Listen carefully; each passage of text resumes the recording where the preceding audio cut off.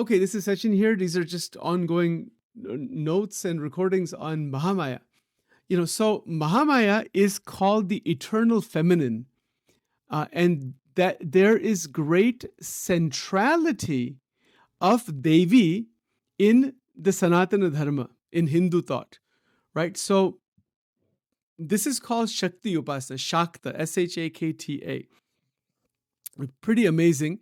The worship of Devi or goddess in Sanatana Dharma spans a vast chronological and cultural spectrum, right? So there is a great chronology spanning thousands of years of the upasana, the worship of Devi, and there is a massive cultural spectrum also, which encompasses many, many sacred texts.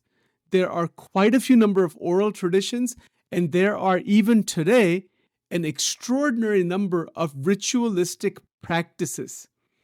So the worship of Devi spans all of this. There are many sampradayas or denominations in the Sanatana Dharma that venerate, that really adore that divinity in both the masculine and feminine forms, where the Shakta path, the Shakti path, which is the feminine principle of power, elevates these goddess, Devi, to the status of Parabrahma or Parameshwari, the ultimate reality.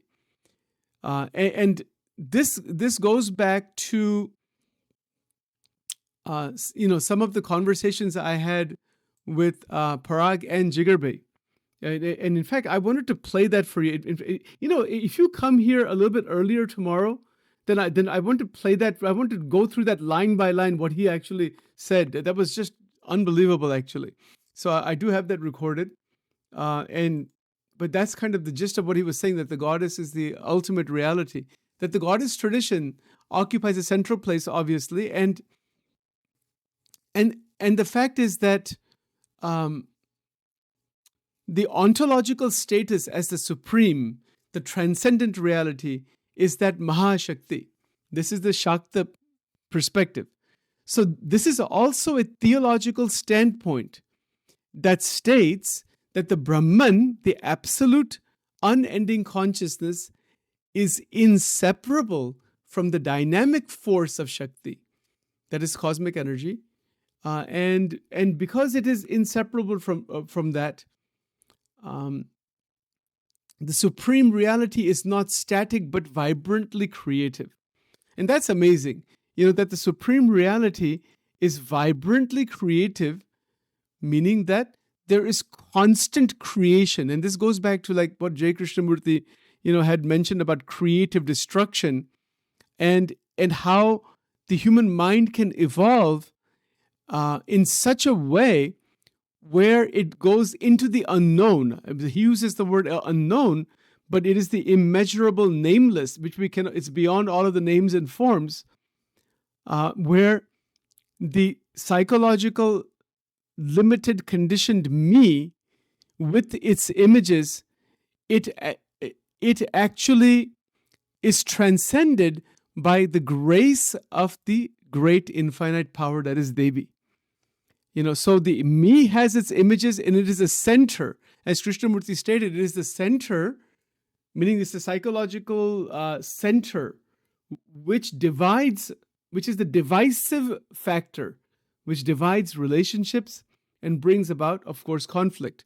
So to end division, to end conflict, to bring about the right relationship with the reality outside, the upasana of Maha-Maya, the upasana of Devi, comes into the picture as a centrality, as the centrality of energetic interconnected harmony.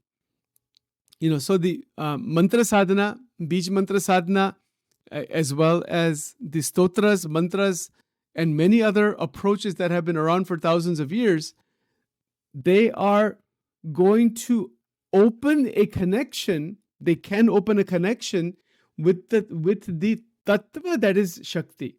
From a tattvic point of view, the limited ahankar begins to dissipate and it And it opens naturally into what Krishnamurti would call the unknown, but what Vedanta calls the Brahman, what the Shakti tradition will say, the Maha-Shakti, the great infinite power.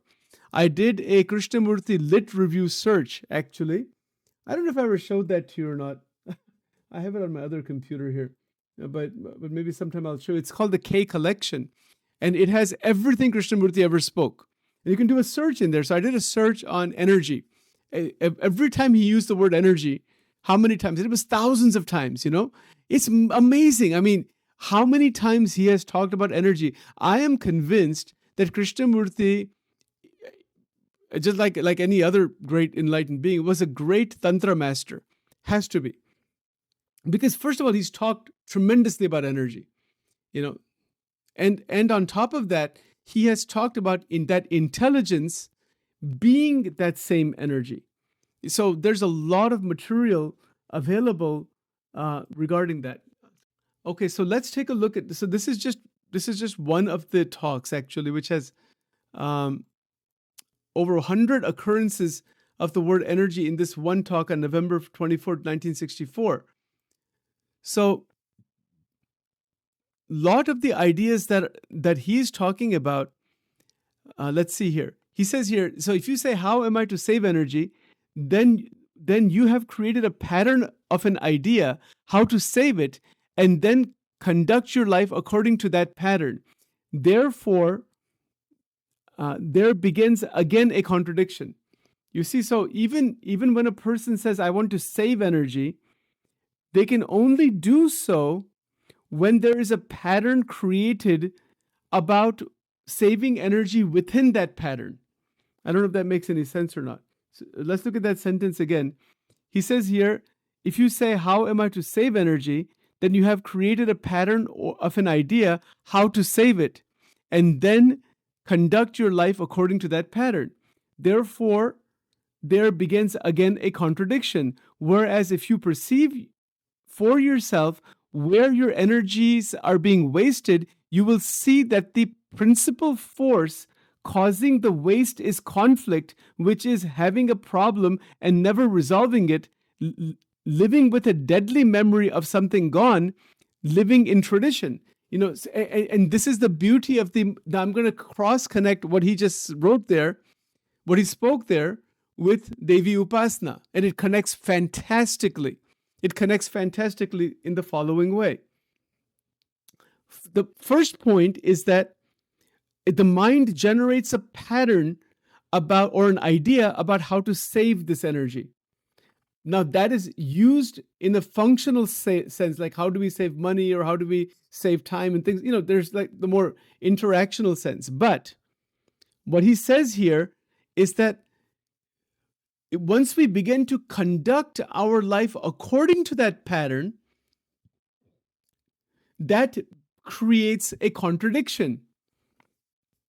And that's the most, and so right in that point there, what do you find that any attempt, and he's speaking obviously from total absolute level, any attempt to put a boundary or to put that energy into a pattern deliberately, from his point of view, says that will create a contradiction. Let's look at some examples. Let's look at the example of the 12-step recovery process. People who go through the 12-step recovery, and I wanted to update you on that also. I have been giving my presentations and interacting with these 12-step groups, every week, and actually more than once a week. And this is exactly the problem here. As we develop our quantum transformation model, we find people going through patterns of energy that they say, okay, I'm powerless, I'm going to attend groups, I'm going to abstain, do this. Some of them, amazingly enough, have been in a holding pattern for years. I met a person online, or person was describing what happened. Person was gambling free for over 5 years, had helped hundreds of people. I mean, like literally. And somehow considerable money was saved and the person relapsed. And so this is why the relapse happened. Krishnamurti explains it here. I mean, I can use Krishnamurti's language here to absolutely understand that. Why? Because of the contradiction that is created. That the person is placed time, energy, effort into a pattern of the 12-step groups, 12-step community. And again, this is recording is just between me and Chaitanya. This is just for our notes here, for my own notes mostly. But when we develop our quantum model, the quantum model is about not creating a contradiction. The contradictions are the problem because the real recovery still hasn't happened. Even though person has been drug-free, bet-free, porn-free, or whatever it might be, whatever they're addicted to, they have been abstained from alcohol for many years, but they relapse again because of a pattern that has been placed, energy has been placed in the pattern, and there's contradiction.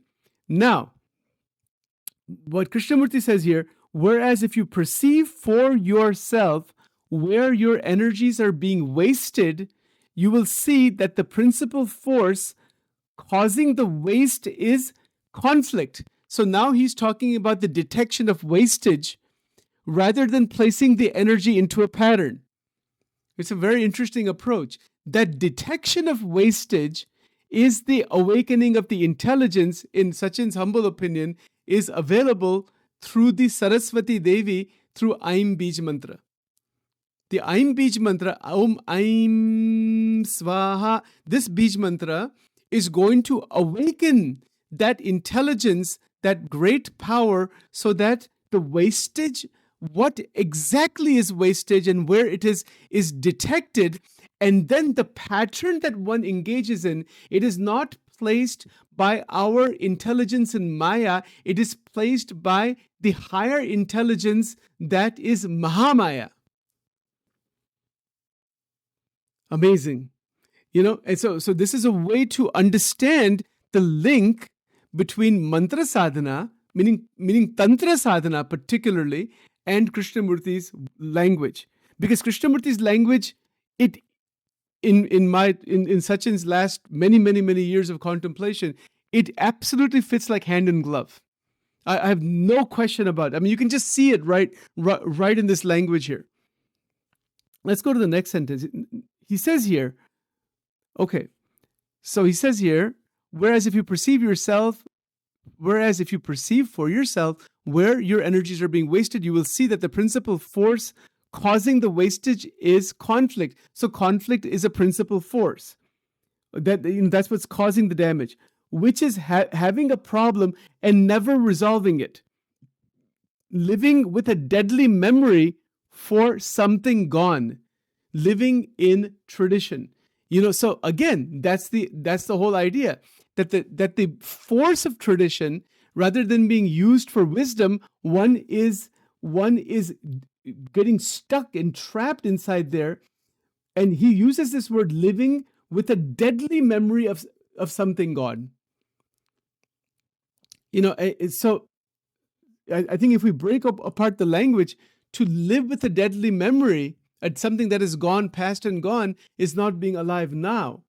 So the Bij Mantra, like Siddha Kunjika and all the Shri Vidya Sadhana that you are doing and all the other, any form of Devi Mantra is going to pull the individual into the present. The mind, it works on the system to bring it back into the present. That is its potentiality. So therefore, one is not living in tradition anymore. One is living most vibrantly in the present. That vibrancy of living in the present, right? Okay, now. All right, hold on here. Let's see. Okay, so one has to stand. Wait, hold on a second. One has to stand. What does that mean here? One has to stand the nature of the dissipation of energy. One has to understand. I think it should be understand. One has to understand the nature of the dissipation of energy, and the understanding of the dissipation of energy is not according to Shankara, Buddha, or some saint, but the actual observation of one's daily conflict in life. Because he just doesn't want to make that into an authority. Somebody's saying this, now I believe it, I accept it, and then I think I'm in that. No, that's not the case. I think this is where my previous conversation with you, that, you can use that, but you have to be able to apply that in daily life. He doesn't say it that way, though. He's saying look at it directly in daily life, right? Because that's where the whole process actually takes hold. Now, all right. So the principal waste of energy is conflict, which doesn't mean that you sit back and be lazy. Conflict will always exist as long as the idea is more important than the fact.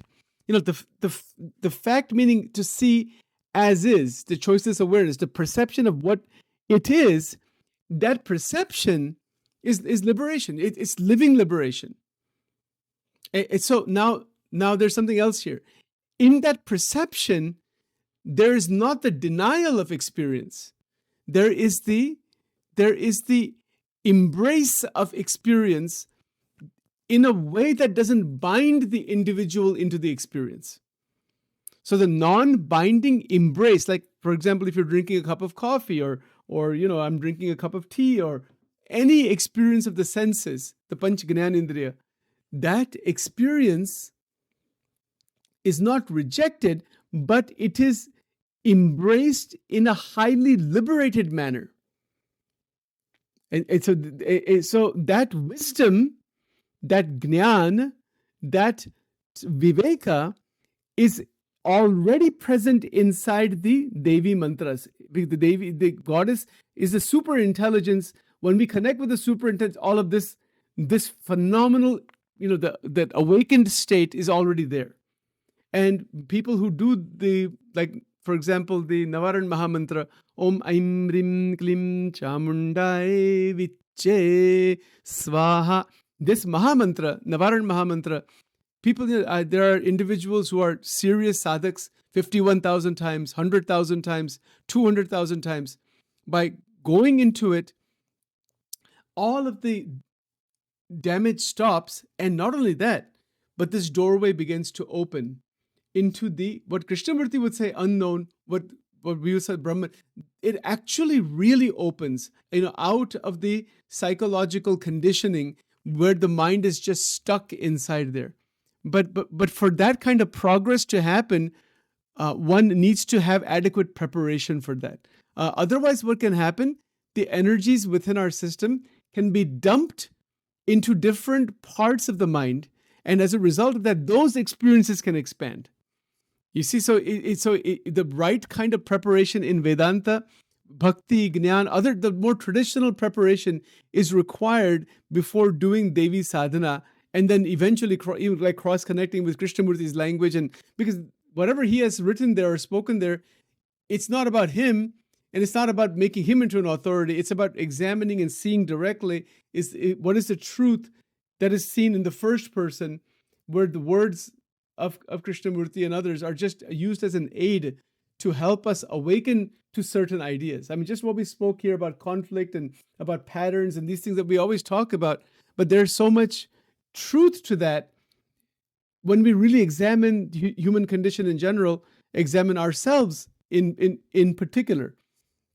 Because most people are just going in a circle. They're just revolving in a circle.